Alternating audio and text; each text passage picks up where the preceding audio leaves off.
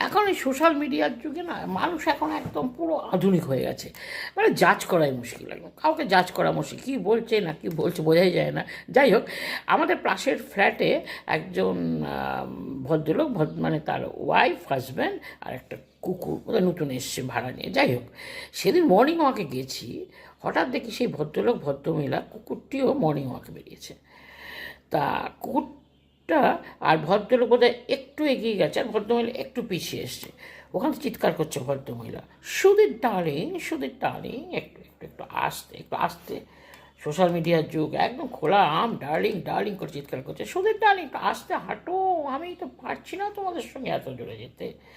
তা আমি সত্যি মনটা ভরে গেল, কারণ আমাদের বউরা কবে যে আমাদের ডার্লিং বলেছে তো মনেই পড়ে না। যাই হোক, আমি ভদ্রমহিলার কাছে গেলাম, কিছু মনে করবেন না, একটা কথা বলবো আপনাকে। হ্যাঁ বলুন না, আপনি আমাদের পাশের ফ্ল্যাটে থাকেন না?